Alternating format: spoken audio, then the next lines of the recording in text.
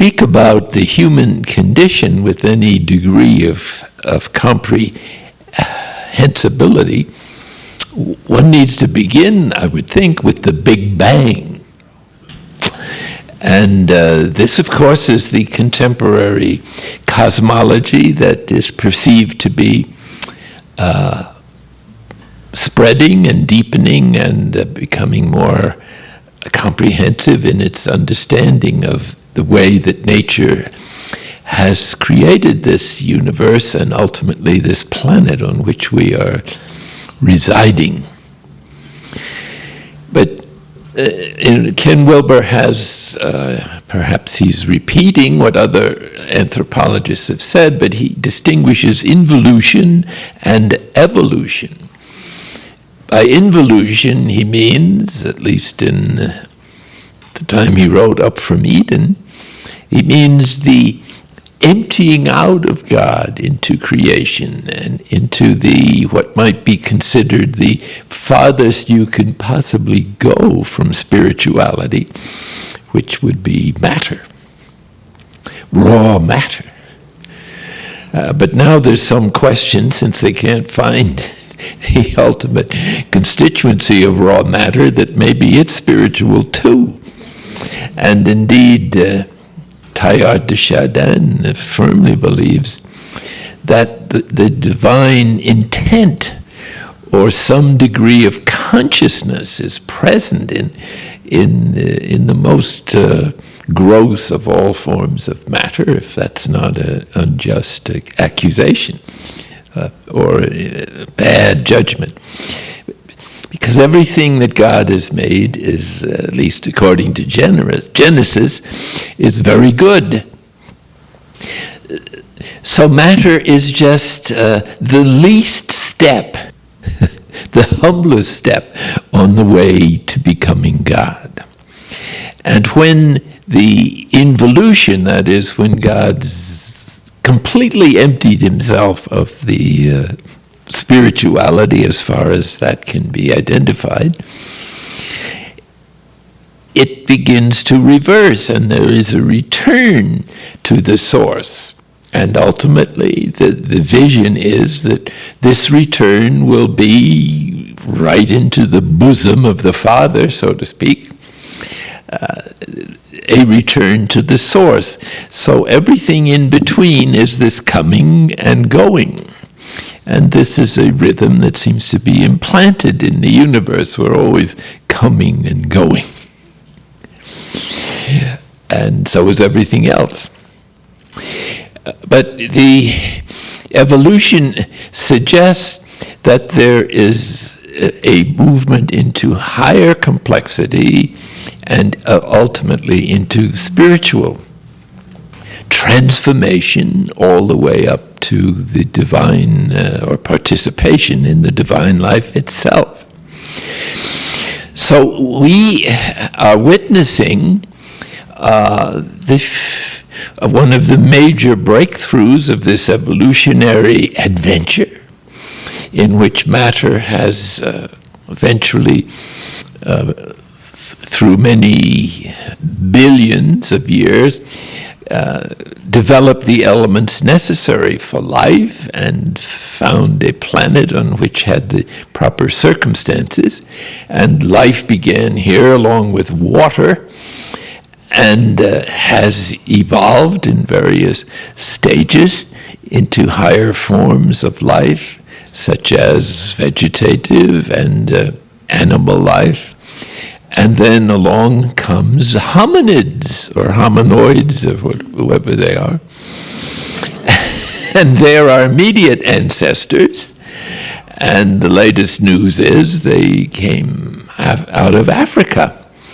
And at some point, these hominids turned into human beings. They developed a brain with a neocortex and started out with operational logic and fancy tools, and now have at last become self-reflective. So as has been said, the universe becomes self-conscious in the human species. It can reflect on itself. and manifest dispositions that arise from that reflective capacity of gratitude or thanksgiving, and in the case of human beings, an element of freedom, freedom of choice, at least within certain limits or parameters.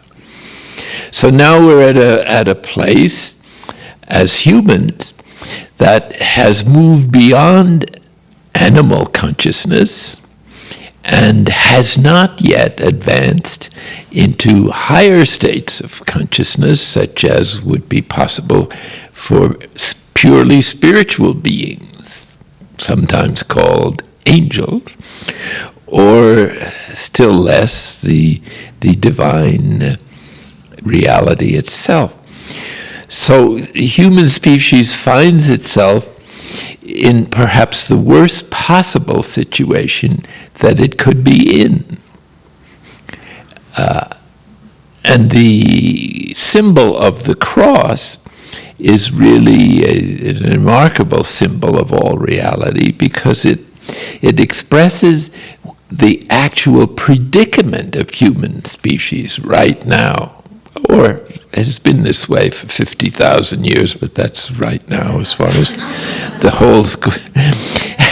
And then we have no idea how it's going to take for it to access these higher levels of being fully human or even transhuman as regards consciousness. So we're stuck, or literally crucified, between heaven and earth. And when you put a body on that cross, then you have a very striking example of the human condition, which can no longer go back to the irresponsibility of beasts, which is accountable and responsible for its free actions and the social consequences of our private activities, but can't move ahead under our own steam or under our own, certainly, individual power to perceive life from the consciousness that is not dominated by a false self, which in turn tends to be dominated by the previous levels of consciousness that we have been through and have not completely integrated into the new level of the brain's capacity for reflection, self-consciousness, and the accompanying dispositions and emotions that go with such powers. So naturally, humans have been wondering what to make of this over the centuries, and sometimes we blame ourselves and think it's due to some fault or some, and this is one way of looking at it. Maybe we started out as is alleged in the story of Adam and Eve, and through their fault lost a certain level of integrity of human nature, in which our previous levels through which we had passed of vegetative and mammalian consciousness were thoroughly integrated into the human condition, so that they responded to our will and our good judgment and rational consciousness. Now, this is a view that has been popular in the West for centuries and hasn't been challenged too much by other possibilities, but now is challenged by the discovery or the acceptance of evolution, which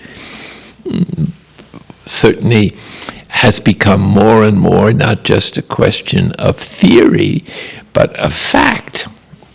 I believe the present Pope Benedict asserted that in some speech of his, that evolution isn't a theory anymore, it is a fact.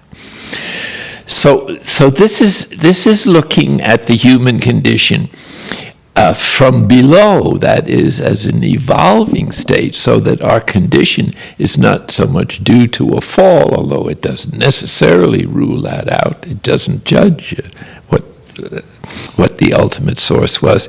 But from the scientific evidence, it's clear that we evolved from lower forms of consciousness and life and are still evolving. And there's no special reason to think that we'll discontinue this evolutionary process, because in brain research, we now know that besides the tripartite brain of vegetative and mammalian neurological apparatus to provide the appropriate consciousness for those levels of life, there is the neocortex, which is the specifically human development that we are experiencing, plus the development of the frontal lobes that possibly might be a source of physiological base, at least, for further capacities of relating to spiritual realities that at present are fairly difficult to access for most people. So as I said, the human condition right now could not be worse. What could be worse than this longing for complete realization and the spiritual nature which longs for infinite happiness and truth and goodness and so on, and the actual experience of everyday life, which is our inability to respond appropriately to such ideals, values, and longings, and to which is added the guilt feelings or failure feelings of our false self with its unrealistic idealized image of itself that we develop in early childhood and adolescence. So what we find ourselves happening is that we have this enormous desire for happiness, boundless, and have no awareness of what that might be or where to find it when we come into this world, more or less identified with our mother and the needs of survival at that tender age.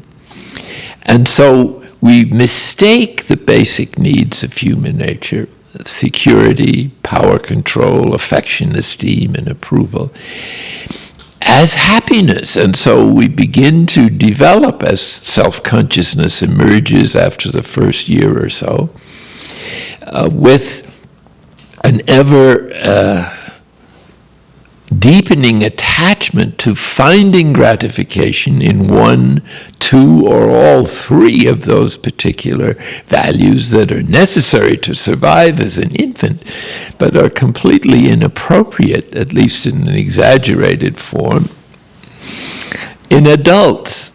So most people are living on a slightly, if not more than slightly, subhuman level of consciousness, in which in actual fact they're dominated by the values, instincts, behavior, and the neurological circuitry of previous forms of levels of life that our ancestors passed through and which are still present in some degree, at least in our genes or the genome. And so you might say that the false self then is based on two foundations, both of which are unreal.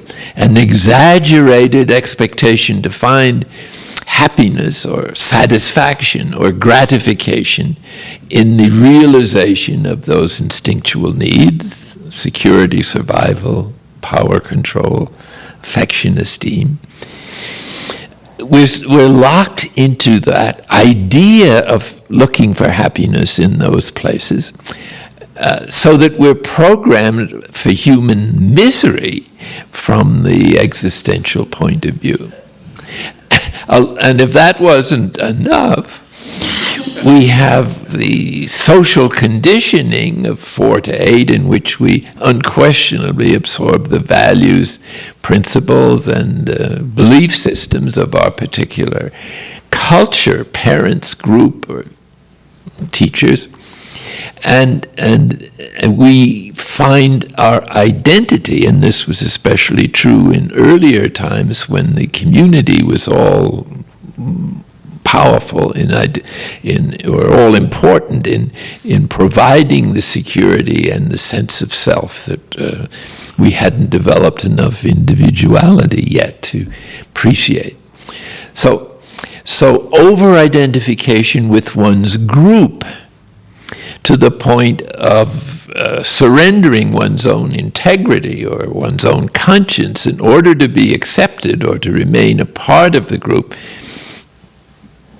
In some cultures, this was an overwhelming determination in decision-making or in life. So it's out of these elements that we create an idealized image of ourselves or a false self, or you might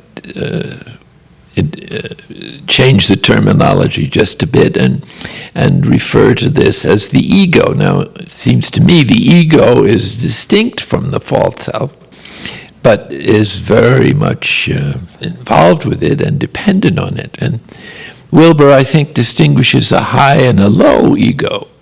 The low ego would be completely dominated by the false self and those illusory values that it presents, and the unrealistic expectations it has to find happiness in outrageously exaggerated satisfactions. Like it's not just enough to control a few people, but if possible, they want to control everybody. Some people in history have tried to do this.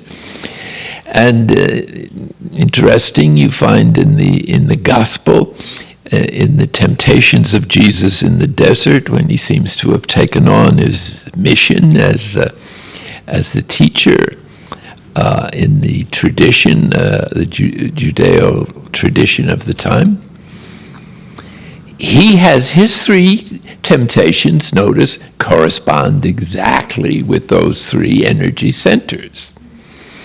Make these stones into bread, survival. These are the temptations. Jump off the temple and you'll be regarded as a wonder worker, that is to say, approval and esteem and affection. And finally, the big one, fall down and worship me, says the devil, and I will give you all the kingdoms of the world. The ultimate temptation of pride. So each of us have these three temptations. So these are especially significant in the Christian ascetical practices because such great ritual events as Lent and Easter place the human condition in the context of a redemptive process, a healing process, a saving process that takes place as we enter into the dispositions of Jesus in rejecting the gratification of those human temptations. So they express his temptations, his identification with the human condition. And this is part of the emptying process that I've spoken of earlier, in which Christ, in becoming a human being, continues the model of total emptying and self-surrender that is characteristic of the relationships between the Father, the Son, and the Spirit, that mystery of the Trinity that is absolutely the central issue in the Christian religion. So when that unified God, who is also infinitely diverse in the way that they relate to the divine essence, enters into creation, into this involutionary process that has become evolutionary, then it's obvious that God empties himself of the divine identity in some degree in order to become apart and identified totally with the human condition of transition and of inability to find happiness and the consequent results of seeking it in the wrong places and in the wrong degree. In other words, the human condition is basically a gold mine covered over with piles of junk of various kinds that have to be removed in order for the brightness and beauty of the image of God in us to begin to shine forth. And this is called in some places the ascetical life, or the spiritual life in general. It's the return to paradise, to the Garden of Eden, not in the sense of a physical place, but in the sense of a state of consciousness. That is to say, where our lower forms of consciousness are integrated into the higher values that are possible with the human brain in its present evolutionary achievement. So the false self then is based on the emotional programs for happiness that can't possibly work, and an over-identification with our group or social milieu, whether it's family, country, religion, or whatever other groups, peer groups, even a gang. They're all demanding our overcommitment for the survival of the institution rather than for the benefit or growth of the individuals, which is the expectation or plan of the mystical body of Christ, which is an issue of servant leadership and of translating the experience of God's mercy towards us into the universal compassion of showing mercy to every other human being. So the divine program is singularly consonant with the new understandings of the universe and of human development and of cellular life and all the other sciences that have multiplied at an enormous rate in the last century. And the basic bottom line is that the human family is one in its source, one in its destiny, one in its misery, one in its weakness and powerlessness to find happiness on its own strength. And not knowing what to do about this. Well, the purpose of religion is to get you started in the right direction. But it also consists of people with false selves, and so they sometimes don't quite get the message across or distort it in some way. But they're not ends in themselves, but the nurses, you might say, or the teachers, or at least that is their ultimate purpose, to start one with a sense of where true happiness can be found, and to give one means of furthering that objective, given the obstacles that exist in the real world and in us that we might call the human weakness. So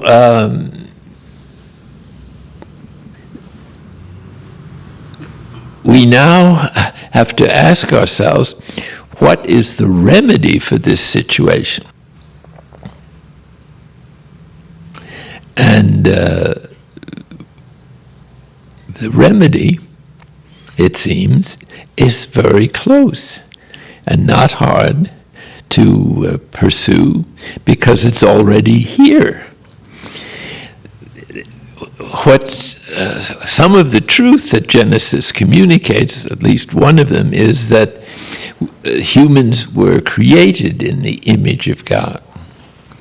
It's an interesting distinction that in Genesis we read that God made humans out of the slime of the earth. We now know, of course, that it was stardust.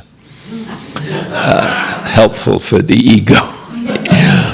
But the main point to realize is that that then God breathed into the nostrils of Adam the breath of life, and he became a living spirit. Now, these are obviously words of wisdom, but the distinction suggests that perhaps these hominoids that were romping around Europe and were not yet human, and at some point God may have infused into them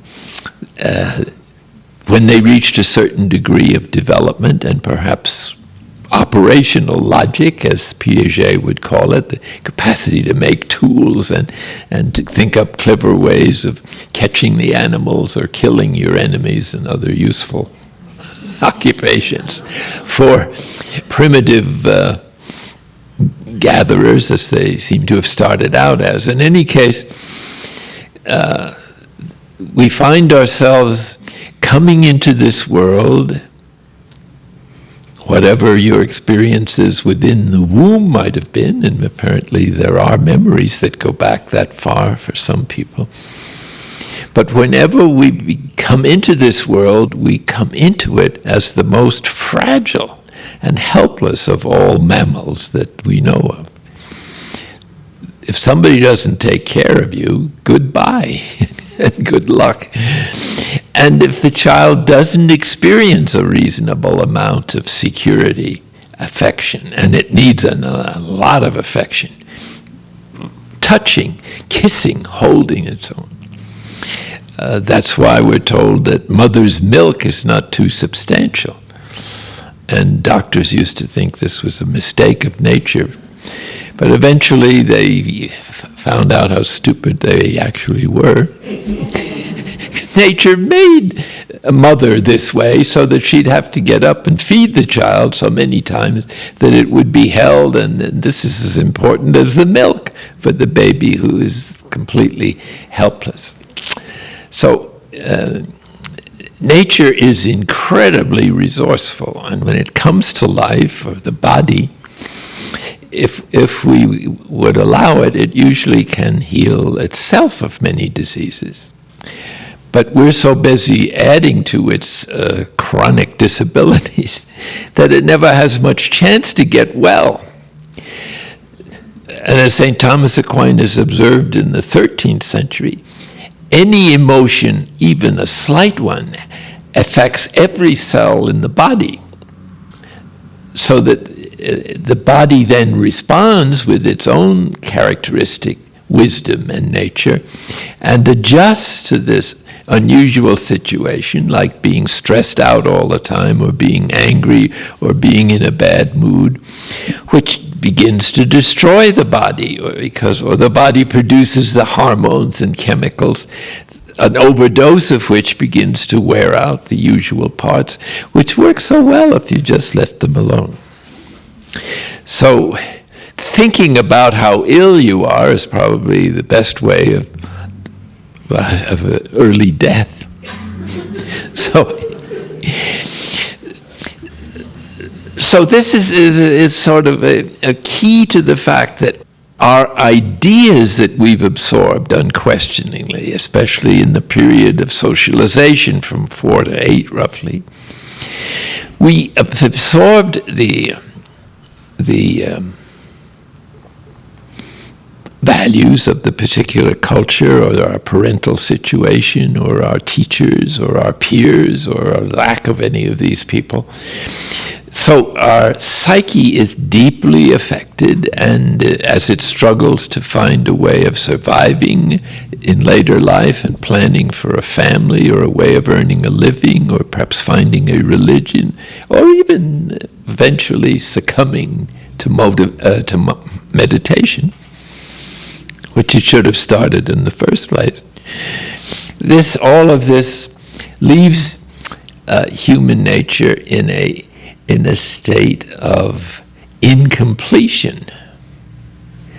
And if the frustration of our emotional programs is great enough, it causes so much emotional pain that we suppress or repress this experience into the unconscious, where the negative energy remains influencing secretly our decisions, but the pain and the cause of pain are out of the range of consciousness, and we build defense mechanisms psychologically to be sure that they stay there.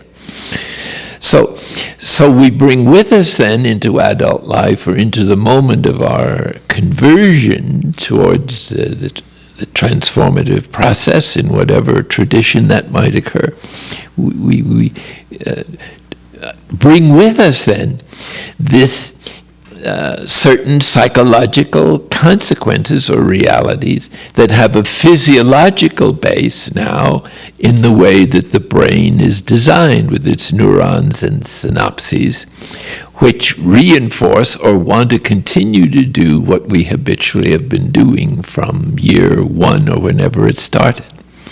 So the deeper the trauma, the more difficult it is for the human organism to face this. And so many of us in adult life who've had experiences of oppression or rejection or physical or sexual abuse have an enormous emotional wound with energy that is negative that may influence our decisions for the rest of our lives unless we get very deep psychotherapy.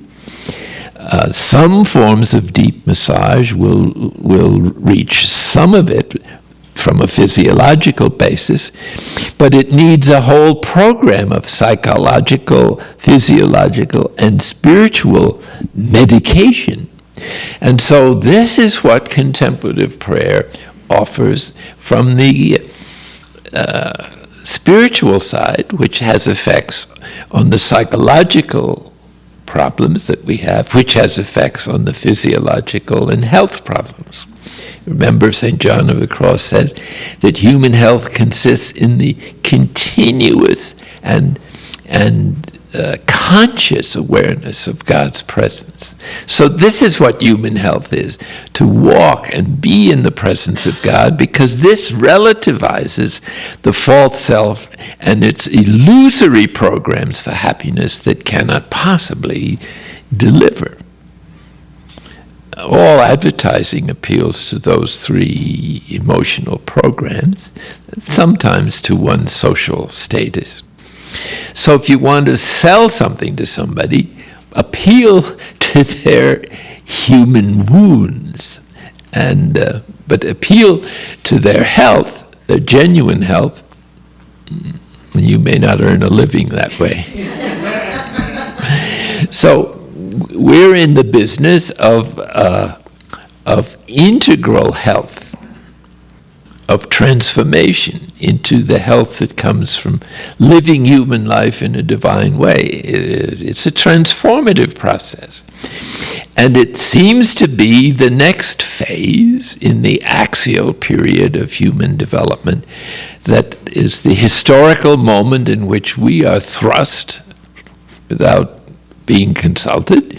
But here we are in this transitional period, can't go back and can't go forward and can't deal with the pain of our inability to resolve our problems. This, I suggest, is misery or wretchedness or a tough situation to be in. And I almost think at times that God is has some guilt feelings about this for putting us in such a state. Somebody had to go through this transition if we're in an evolutionary movement. If the plan is to make matter itself divine, then all these stages of evolution are essential. And it's this concept that has been embraced by people like Teilhard de Chardin and Thomas Merton, Bede Griffith, and some others. In what has unquestionably happened in the Christian tradition is that the understanding of the human condition as a fault, as the result of a deliberate act of rejecting God, has colored our history with an excessive amount of guilt feelings, because we're all identified with Adam and Eve as one species, and we experience within ourselves what is called in the Christian tradition the consequences of original sin. And these are three. Illusion, we don't know where true happiness is to be found. As I said, we come into the world as a blank in that subject, but with the desire, nonetheless, to find happiness. And concupiscence, which is the desire to find happiness somewhere, since we don't know where it is, so we try all kinds of things, and society provides all kinds of possibilities, none of which works, and only increases the misery. And finally, if you ever find out where true happiness is actually to be found, which is what religion is supposed to provide of whatever kind, the will is too weak to pursue it on our own strength alone. So we experience what is the most painful thing in human nature, I suspect, is the sense of separation from God. In other words, what some anthropologists like Wilbur call the separate self sense. This is the source of every human distress or grief or sorrow or problem or misconduct.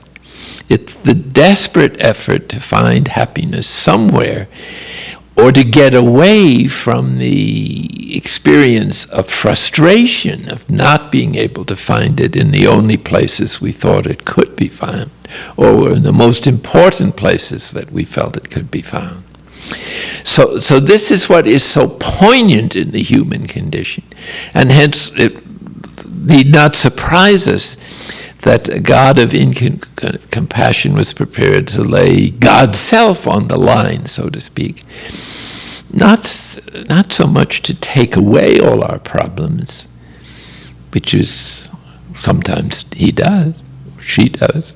On the other hand, what is a greater gift is to join us in our problems. And this is the profound meaning of the incarnation, that God became a human being in order to identify precisely with the sufferings, the wounds, the frustrations, and the difficulties of a life in a society where most people are motivated by subhuman choices, when everybody is looking for the freedom, peace, and joy of the divine life, and it's insofar as it can be experienced in the human situation.